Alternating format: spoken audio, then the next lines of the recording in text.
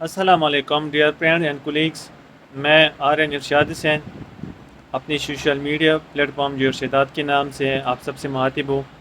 کافی friends اور colleagues کی demand پہ یہ federal public service commission 4 nurse BPS-16 کی جو انٹرویو ہوتی ہے اس کے پیٹرن کے بارے میں اور جو سوالات وغیرہ پوچھتے ہیں اس کے بارے میں ویڈیو کر رہا ہوں.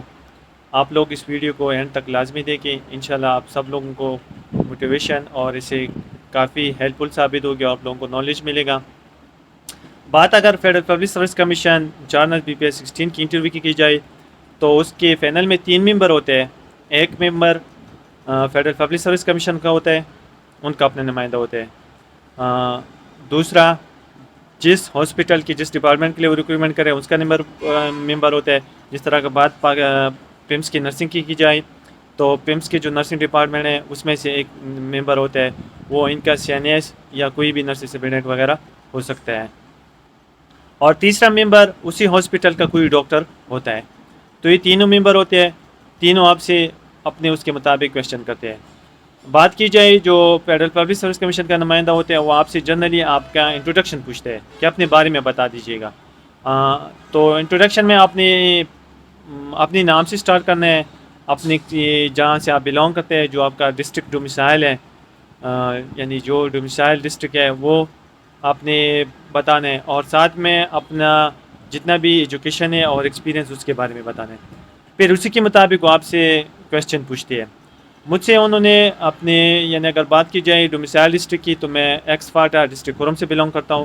اس نے مجھ سے اس ٹائم کے کرنٹ افیئر کے بارے میں، یعنی مرجر کے بعد جو پاٹا کے قومی اسمبلی میں کتنی سیٹیں ہوتی ہے اور مرجر سے پہلے کتنی سیٹیں تھی اس کے بارے میں پوچھا تھا. اور ساتھ میں KP اسمبلی میں ایکس فاٹا کو مرجر کے بعد کتنے MP سیٹیں ملی یہ پوچھا تھا. اور دوسرا اس نے مجھ سے اسلامک کویشچن کیا تھا. اسلامک کویشچن بھی اس نے میری ہابیز سے اٹھا کے کیا تھا، کیونکہ ہابیز میں نے بتایا تھا کہ میں ڈیلی بیس پہ فجر کے بعد 5 سے 10 قرآن کی آیات اردو ٹرانسلیشن اور تفسیر کے ساتھ ان کا تلاوت کرتا ہوں، وہ پڑھ لیتا ہوں. تو اس میں سے اس نے میرے سے سورہ اخلاص جو سورہ توحید ہے اس کے ٹرانسلیشن کے بارے میں پوچھا تھا. جب میں نے ٹرانسلیشن سارا بتا دیا پھر اس میں بیچ میں سے ایک آیات اللہ الصمد کا پوچھا تھا کہ اللہ الصمد کا کیا مطلب ہے. اس کا بھی پھر میں نے بتا دیا کہ اللہ بنیاز ہوتے ہیں. پھر اس نے مجھ سے بنیاز کا پوچھا کہ بنیاز سے آپ کا کیا مطلب ہے. پھر بنیاز کا تو مجھے پتہ تھا کیونکہ میں نے پراپر تھوڑی سی وہ تفسیر میں بھی پڑھا تھا. تو میں نے اسے بتا دیا کہ جس طرح انسان ہوتے ہیں، انسان کو خوراک کی بھی ضرورت ہوتی ہے، شیلٹر کی، ہاؤسنگ کی بھی ضرورت ہوتی ہے. اللہ تعالیٰ ان چیزوں سے مبرا ہے، ان کو ان چیزوں کی ضرورت نہیں ہوتی. اس کے بعد پھر حالانکہ اس نے جو میں نے مرجر کی سیٹوں کے بارے میں بتایا نا پاٹا، اس میں وہ مجھے کنفیوز کرنے کی کوشش کر رہا تھا. لیکن مجھے اپنی انفارمیشن پہ اطمینان تھا، میں مطمئن تھا کہ میں نے جو کچھ تھا، کیونکہ میں نے پہلے سے میرے ایک دوست نے بتایا تھا کہ اپنے علاقے کی سیٹی وغیرہ یہ جو بھی چیزیں ہیں ان کے بارے میں اسٹڈی آؤٹ کر لینا، وہ مجھے یقین تھا. پھر حالانکہ اس نے مجھے کنفیوز کرنے کی کوشش کی. اس کے بعد جب نرسنگ کی بات آئی، نرسنگ کے جو میرا اسپیسیفک ایریا آف ایکسپیرینس تھا اس کے بارے میں پوچھا. اس ٹائم میں نے بتایا تھا کہ میں شفا کے CCU میں کارڈیاک کیئر یونٹ میں کام کر رہا ہوں. پھر وہ جو اس ٹائم میڈم بیٹی ہوئی تھی نا، اس نے مجھ سے پوچھا تھا کہ MI کا کیا پروٹوکول ہے. MI کا پروٹوکول میں نے بتا دیا. پھر پری پوسٹ اینجیوپلاسٹی کے جو پیشنٹ ہوتے ہیں جن کے اینجیوگرافی وغیرہ اینجیوپلاسٹی اسٹینٹنگ وغیرہ ہو جائے، ان کا پروٹوکول پوچھا تھا کہ ان کا کیا ہوتا ہے، وہ بھی میں نے بتا دیا. ساتھ میں اس نے مجھ سے کیبج کے بارے میں بھی پوچھا تھا، ورول ریپلیسمنٹ کے بارے میں پوچھا تھا، اور وینٹ کے بارے میں بھی پوچھا تھا. میں نے اسے بتا دیا کہ CCU میں تو وینٹیلیٹر نہیں ہوتے، لیکن انٹرنشپ میں نے پیمس کارڈیاک ICU میں کام کیا ہے تو مجھے ان چیزوں کا پتہ تھا، وہ بھی میں نے پراپر بتا دیا. ECG میں شوکیبل ریدم کے بارے میں پوچھا، اور پیسنگ وغیرہ ان چیزوں کے بارے میں تھوڑا بہت پوچھا.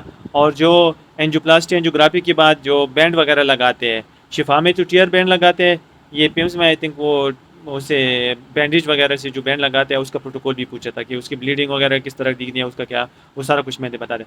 اس کے بعد جو ڈاکٹر تھا، ڈاکٹر نے مجھ سے ایتھکس کے بارے میں پوچھا. ایتھکس کا میں نے بتا دیا کہ سر ایتھکس گریک ورڈ ایتھوس سے لیا گیا ہے، اس کی میننگ گائیڈنگ ہے، کنڈکٹ ہے، بیہیویئر ہے. پھر اس سے مجھ سے پوچھا تھا کہ پینسی کوڈ آف ایتھکس کیا ہے. پینسی کوڈ آف ایتھکس میں نے تو جنرلی اردو میں بتا دیا، لیمن لینگویج میں، کہ پیشنٹ کے ساتھ مساوات کرنا ہے، ایکویلیٹی کرنا ہے، اس کے خود مختاری کا خیال رکھنا ہے، یہ چیزیں بتا دی. تو اس پہ تھوڑا سا اریٹیٹ ہو، کہنے لگے کہ آپ ایک پروفیشنل بندے ہو اور یہ جنرل لیمن میں یہ اس طرح نہیں، ان کی پراپر ورڈنگ بتا دو.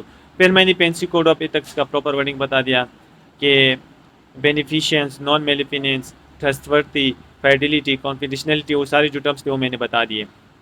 تو کہنے کا مطلب یہ ہے یہ میں اپنا ایکسپیرینس آپ لوگوں کے ساتھ شیئر کر رہا ہوں. میں نے 2 بار انٹرویو دی ہے اور الحمدللہ 2 بار میری سلیکشن ہوئی تھی. تو آپ لوگوں نے بھی خوب تیاری کرنی ہے. مین چیز آپ کا کانفیڈنس ہے. جب آپ کا کانفیڈنس صحیح ہو، آپ کانفیڈنس لوز نہیں کرتے، گھبراتے نہیں، کیونکہ آپ لوگوں نے گھبرانا نہیں ہے. جو بندہ گھبرا گیا، جو ڈر گیا، تو سمجھ لو وہ مر گیا.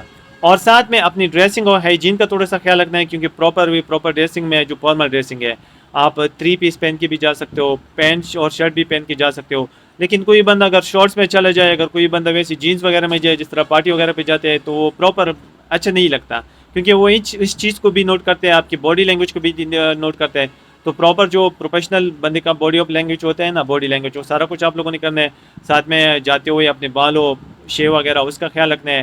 تو باقی جو آپ کا ڈریس ہے نا، آپ پین کوٹ میں بھی جا سکتے ہو، ساتھ میں شلوار قمیض، ویسٹ کوٹ وغیرہ وہ بھی پہن کے جا سکتے ہو. بس جب بھی جانا ہے تو بی کانفیڈنس، گھبرانا نہیں ہے. امید ہے یہ ویڈیو آپ کو پسند آئی ہوگی.